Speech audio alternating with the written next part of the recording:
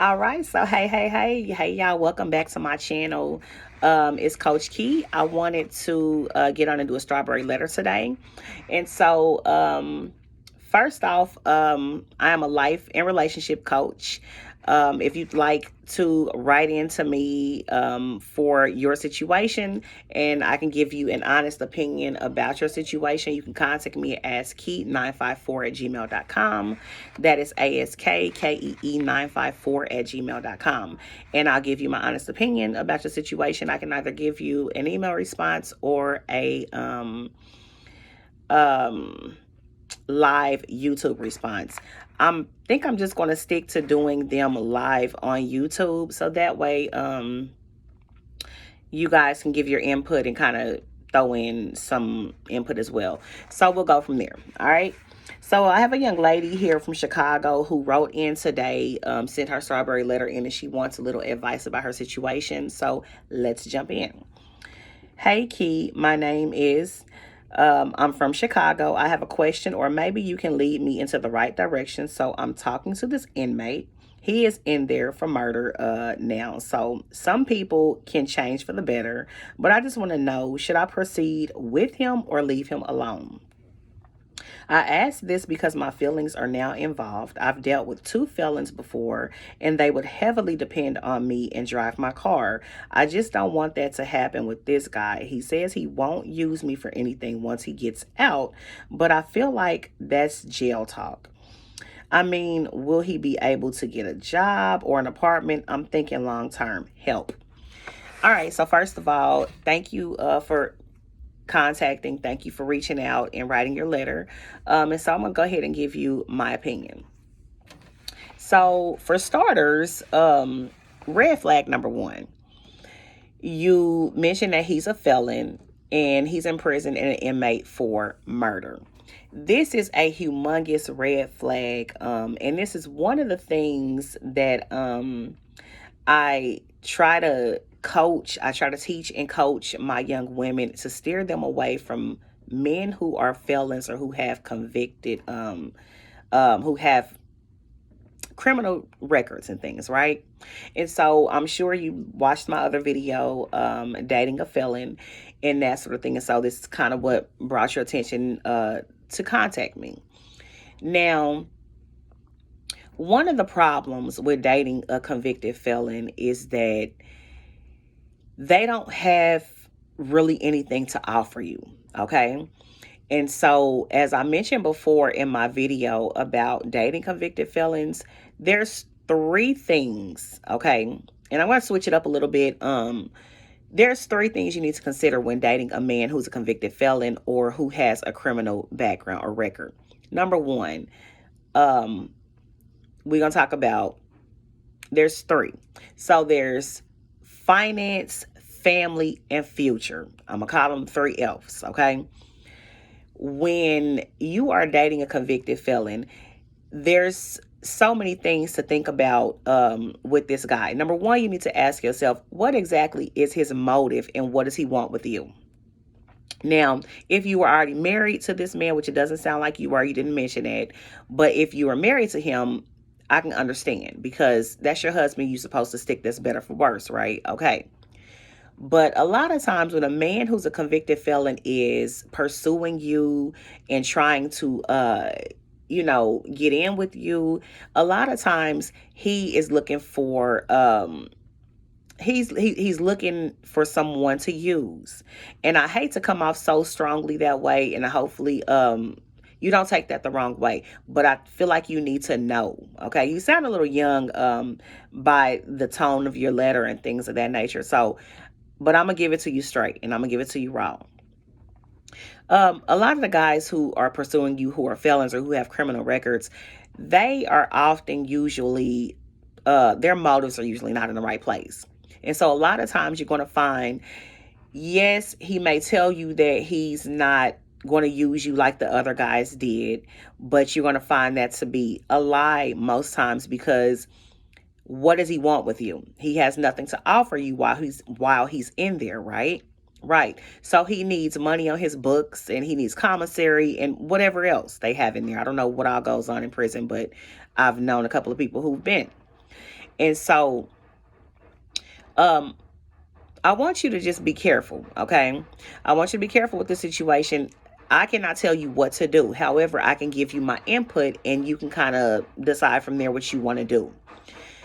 Another thing, I can tell that you've probably shared with this man your experiences with the other felons that you said you dated. You said you dated, I think it was two other ones, or you dated a couple of other felons before, right?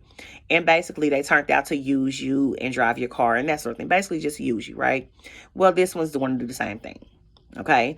I want you to know right now, he's going to do the same thing to you. And, what I would suggest, number one, is praying about it. Okay. I'm a believer. So if you are not, a believer, this probably won't be the channel for you, because I'm all about God. Okay. So I'm going to direct you back to God at the end of any advice that I give you. Okay. You need to ask yourself, is this a burden that you want to take on? Okay. If he's reaching out to you, or if he's trying to pursue a relationship with you, most likely he's trying to get something from you. Now, what he's trying to get from you, only time will tell. But, when you're choosing to be with guys like this, a thing to think about is, the situations are not going to be very much different. Okay. By him not having much to offer you, or really anything to offer you, he's going to try to use you. He's going to try to play you. He's going to try to get money from you and whatever else he can get from you, because that's why he's pursuing a relationship. No, he's not going to tell you the truth because he doesn't want to be rejected, right? Right. They don't want to be rejected. So he's not going to tell you that, oh, I'm pursuing you because I need money from you and I need a place to stay, or this, that, or the third. No, he needs someone to hold him down while he's in prison. Baby girl, don't be anybody's hold me down or fallback plan. Don't be anyone's ride or die. Don't. Unless it's God, Jesus, you don't play hold me down or ride or die for nobody but them. Nobody but God or Jesus, okay? You sound like you young. I want you to move on with your life and pursue things, and get with somebody who has a clean background and record. Okay? Listen, one of the questions, like I mentioned before, on any application is, have you been convicted of a felony or a misdemeanor? This also applies. You asked, will he be able to get a job or an apartment? No. And here's the thing. Now, take that back. He may be able to get a job, but a lot of times, most instances, these men are getting doors slammed in their faces. So getting a job or an apartment is going to be extremely hard, probably even impossible. And especially when employers see that you've been to prison for murder, they don't want to hear any of that. They really don't want to hear your story, for the most part, when it comes to hiring you. I'm an entrepreneur, right? I've not gotten into the stage of having to hire people yet for a position. However, when I do, these are the questions that I will be asking on those applications. Have you been convicted of a felony or misdemeanor? If the answer is yes, in any way, shape, or form, I am going to throw your application in the mail for a number of reasons. Number one being, employers do not like to see you mark yes on those answers. The reason why they ask you those questions to begin with is to weed out the good from the bad, per se, right? You can't really trust a felon. Why would I hire a felon on my business, in my business, if I can hire someone who has a clean, clear background, right? Exactly. This is how employers look at things.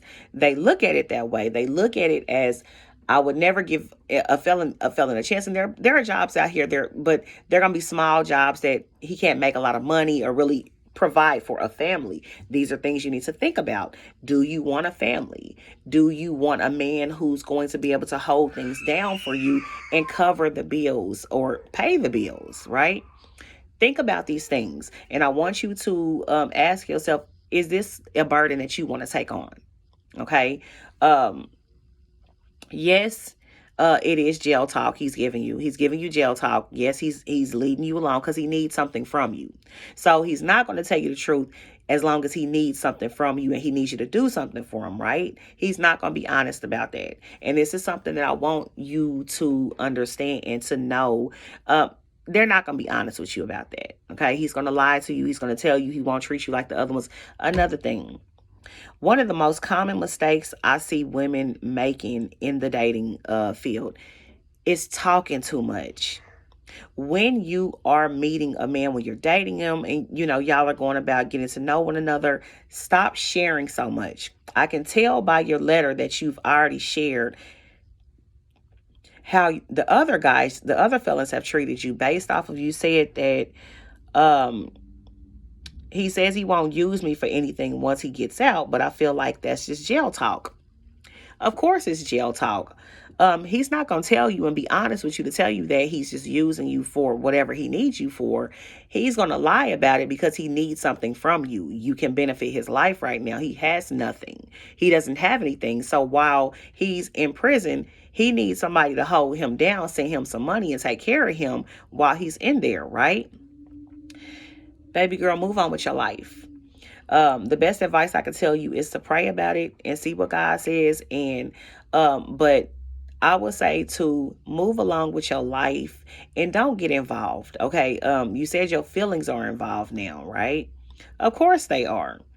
Your feelings are involved. You said you've dealt with felons before and they would just heavily depend on and drive your car, basically just use you. Do you want to go through that again? Because it sounds like you're getting ready to make the same mistake again, just with a different person. And that's the definition of insanity, is doing the same thing over and over again, but expecting a different result.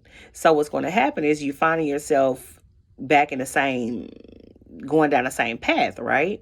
You don't want to do that. So change it up. If you've dated fellas in the past and you saw the way they treated you, not saying this guy would do that too, but most likely that's what's going to happen because they don't have anything to offer you. So I want you to look at the fact that by him not having anything to offer you, and which would now make the relationship a one-sided relationship,